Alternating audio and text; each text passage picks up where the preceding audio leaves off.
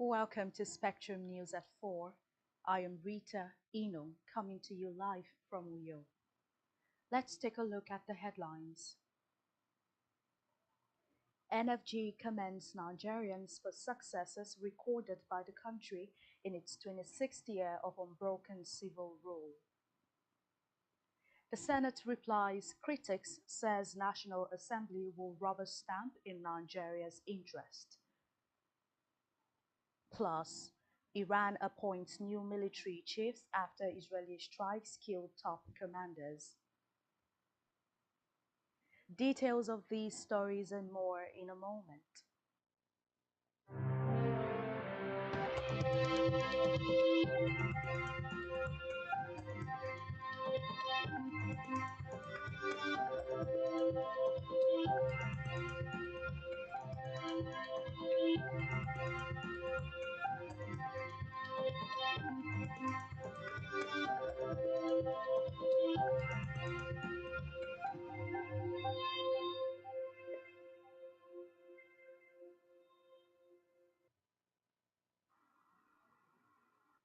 We begin this afternoon from the national scene where President Bola Tinubu has extended condolences to Prime Minister Narendra Modi, the government and the people of the Republic of India following the crash of Air India flight A171 near Ahmedabad.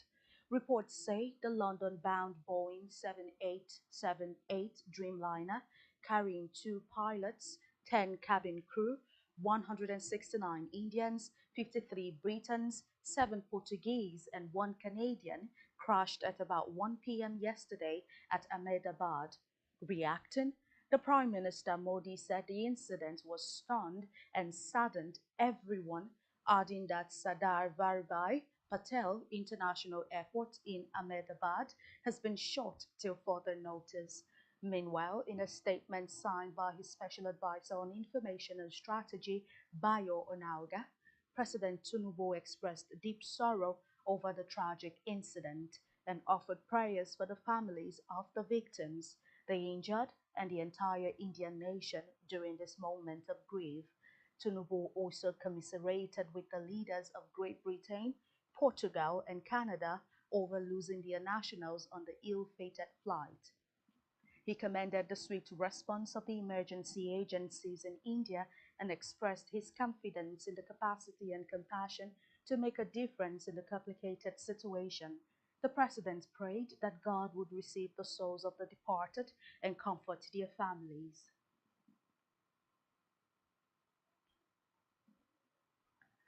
In the meantime, President Tinubu has reaffirmed his commitment to strengthening democracy in Nigeria, pledging to do all within his power to protect and promote democratic values. He made this report and promise during his State of the Nation address at a joint session of the National Assembly in Abuja held to commemorate Democracy Day. The president, in the course of the event, conferred national honors on Kudirat Abiola, the wife of late MKO Abiola, a former chairman of the defunct National Electoral Commission (NEC), Humphrey Uwosu, a former vice president, amongst others. President Tinubu also conferred the Commander of the Order of the Niger award on Uwosu and the Grand Commander of the Federal Republic (GCFR) on Shehu Musa Yaradua. Apart from these individuals, Tinubu honored some distinguished Nigerians, including human rights lawyer Femi Falana, Nobel laureate Wole Soyinka, and the Catholic Bishop of Sokoto Diocese Hassan Kuka with national awards. He also granted the national honor of CON on Uncle Sam Amuka Femu, a legendary journalist and publisher who remains true to his lifetime calling as he marks his 90th birthday tomorrow, June 13th.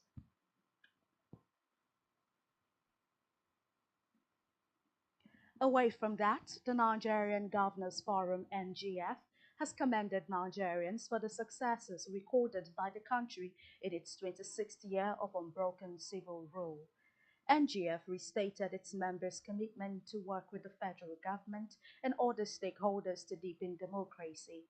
In a statement by its chairman, Abdul Rahman Abdul Razak, the forum described June 12th as a watershed in the national history, adding that despite the challenges the nation and citizens have encountered in this democratic journey, appreciable progress have been recorded. Abdul Rahman, who is also the Kwara State Governor, and some NGF members later issued and read individual statements in which they enumerated their efforts at delivering democracy dividends.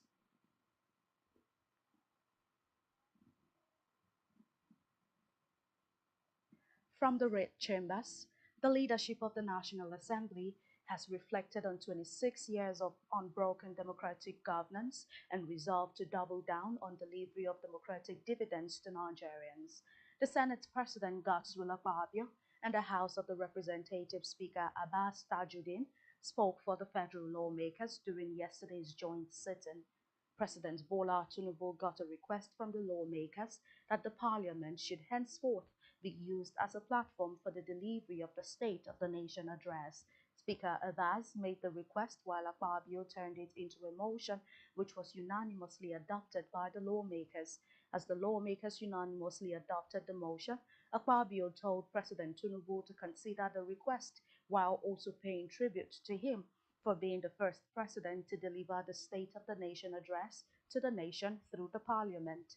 Akpabio described President Tinubu as a symbol of democratic persistence and a veteran of Nigeria's democratic trenches, declaring that his presidency at the National Assembly on June 12 was not only historic but deeply symbolic.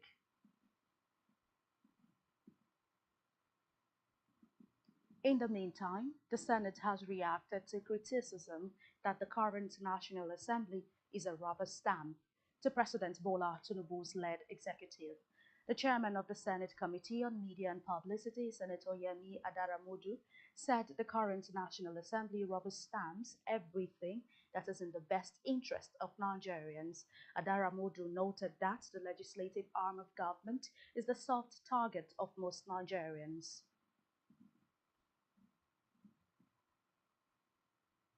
Moving now to Africa, where a Kenyan police officer appeared in court on Friday in connection with the death of a teacher in custody, a case that has ignited public outrage and renewed scrutiny of police brutality in the country.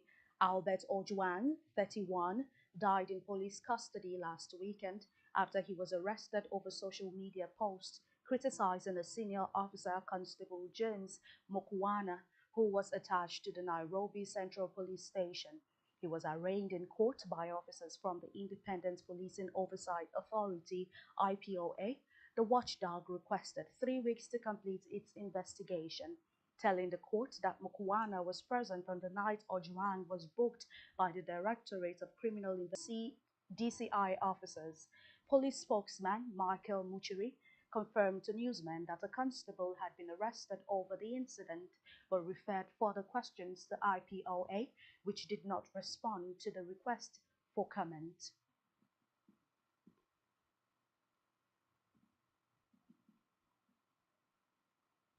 On the foreign scene, North Korea has said that it has successfully relaunched its new 5,000-ton naval destroyer, less than a month after it capsized during the first attempted launch.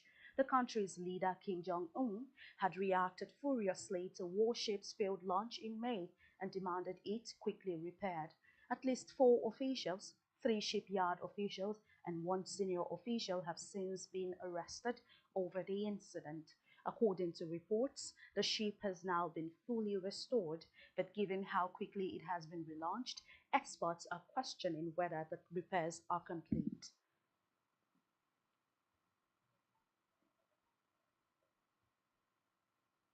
And still on the foreign scene, Iran's supreme leader, Ali Khamenei, on Friday appointed new military commanders following the death of key security officials in Israeli airstrikes on Tehran. The appointments come after Israel launched a wave of airstrikes early Friday targeting Tehran and other Iranian cities. According to reports, the strikes killed Chief of Staff of the Armed Forces Mohammad Bagheri, Islamic Revolution Guard Corps Commander Hussein Salami, and Gholam Ali Rashid, head of the Qatam al-Anbandiya Central Headquarters. Khamenei named Abdurrahim Musavi as the new Chief of Staff of the Armed Forces, Mohammed Pakpour as the IRGC's new commander, and Ali Shadmani to lead the Qatam al-Anbiya Central Headquarters. Before their appointment, Musavi headed the regular army, Pakpour commanded the IRGC's ground force, and Shadmani served as deputy coordinator at Qatam al-Anbiya.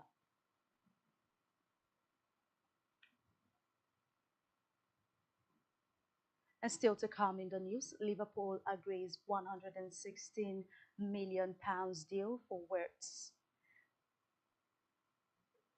Stay tuned for details of this in a moment.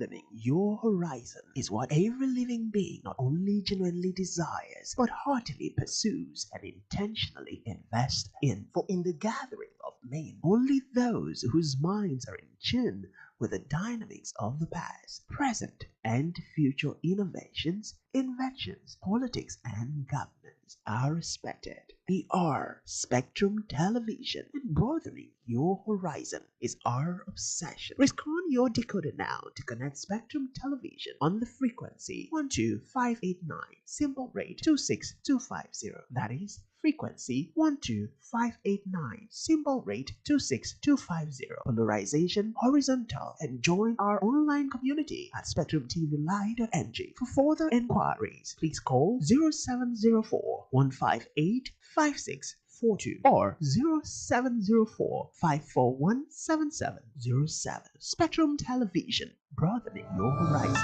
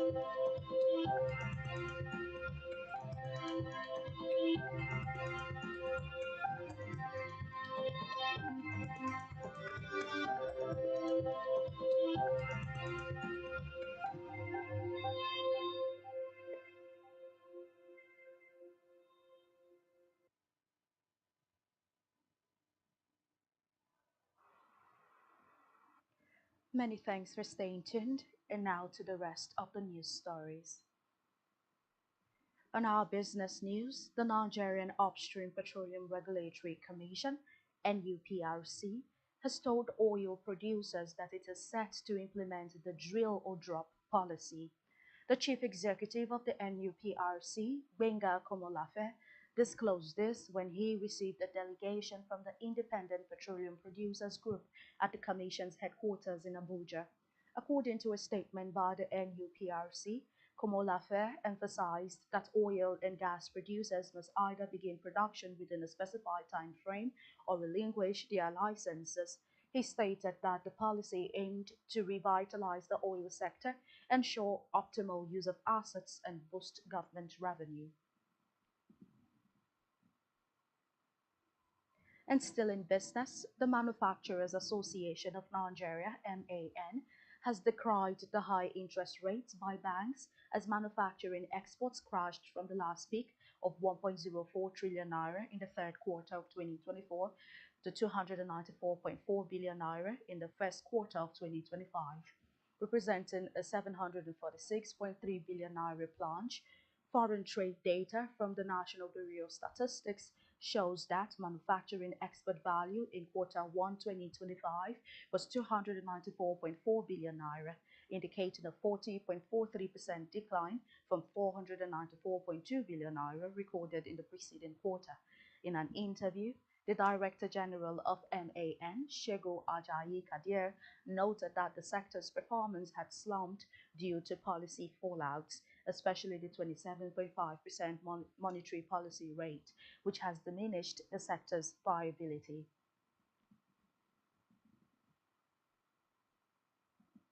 In health, the United Nations Children Fund, UNICEF, has expressed concern over the recent detection of a variant of polio virus in four local government areas of Kano State. UNICEF's Chief of Field Office in Kano, Rahama Mohammed, raised the alarm during the June edition of the Media Dialogue on Polio and Routine Immunization held in the state. He disclosed that surveillance activities conducted in 2025 revealed that the presence of the virus in Warama, Bankure, Kano municipal and Nasarawa local government areas, describing the development as worrisome. Mohammed warned that the detection of the variant poses a wider threat, stressing that no community is safe until polio is fully eradicated. He urged stakeholders, including government at all levels, traditional rulers, and the media, to strengthen awareness campaigns and prioritize vaccination, especially in vulnerable communities.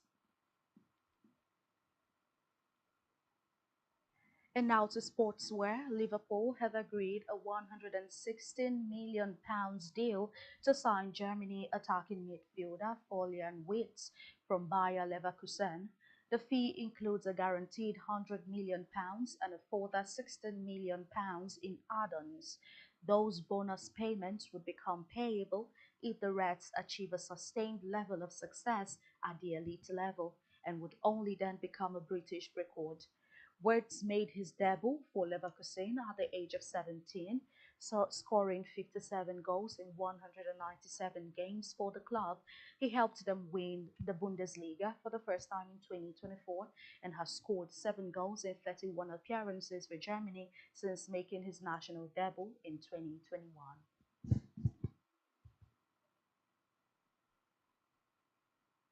And still in sports, Ademola Lookman is in the running for the Atalanta's Goal of the Season award. Lookman had two goals nominated for the individual accolade. The Nigerian international's superb strike in Atalanta's 3-2 loss to Real Madrid was the first on the list. The 27-year-old also earned nomination for his sublime finish in Ladier's 5-0 trouncing of Empoli at the Jewish Stadium. Lookman will be looking to add another individual award to his collections after scooping Atalanta's Player of the Season prize for the last two campaigns. He scored 22 times and recorded 5 assists in 46 appearances across all competitions for the Bergamo club last season.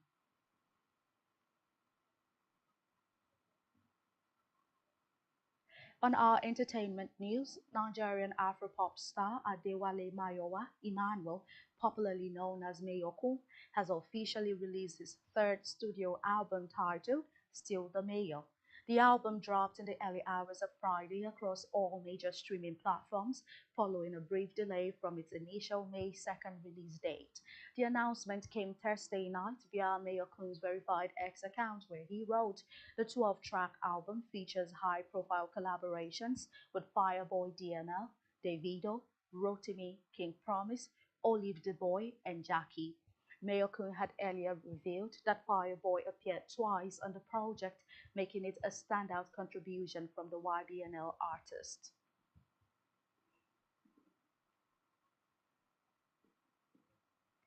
And that's all we have for you at this time. Do ensure to follow us on social media and subscribe to our YouTube channel, all of which you can find on our website, spectrumlive.ng. You have been watching Spectrum News at 4. I am Rita Inung. Enjoy the rest of your day.